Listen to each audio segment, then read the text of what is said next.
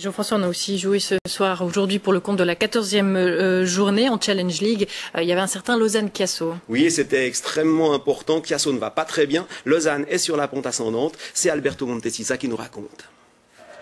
Victoire obligatoire pour Lausanne Sport face au dernier, histoire de se donner un peu d'air au classement. Mais les Lausannois sont un peu empruntés en début de match, comme Drago, après 2 minutes, qui tarde à tirer et à marquer. Ou après un quart d'heure, sur ce corner, le coup de tête du Brésilien Eli ne trouve pas le cadre. Le monopole du ballon est vaudois, comme celui des rares occasions. 26e, jolie remise de Pedro Martins, centré à la place de Tur, blessé pour Drago, dont le tir instantané s'évapore. Chiasso, qui n'a toujours pas gagné cette saison, subit la loi des Lausannois. 28e minute, centre de Eli pour la tête de Lacroix. La parade de Gritti est splendide, le ballon revient sur le capitaine, mais cette fois le gardien tessinois le bloque et sauve son équipe sur cette envolée spectaculaire et efficace à la demi-heure de jeu. 41e minute, toujours les Lausannois devant.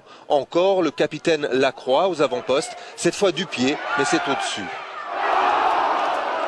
La seule action de la première période des Tessinois est à l'image de leur jeu, nul. Et le pauvre Anthony Fabre n'aura pas touché une seule fois le ballon durant les 45 premières minutes. Le vent et le manque de jeu de Chiasso ont certainement gêné le Lausanne Sport, et sur le banc Umberto Barberi c'est à la recherche de solutions, car à la pause c'est toujours 0 partout. La solution vient rapidement. Sur ce corner, la tête de Eli cueille la barre transversale et le pied du Tessinois heurte la tête de Moumouni. Sans hésiter, l'arbitre indique le point de pénalty. Yann Bugnard s'élance et donne enfin l'avantage au Lausanne Sport à la 57e minute, 1-0, 4e but de la saison pour le Vaudois. Le scénario n'évolue pas en deuxième période, il n'y a que Lausanne sur le terrain. 65e minute, l'imprécision est toujours de mise, le Brésilien Pedro Martins dans la surface, le dribble est parfait, le tir beaucoup moins. Puis Lausanne se met au niveau de son adversaire et le laisse un peu jouer.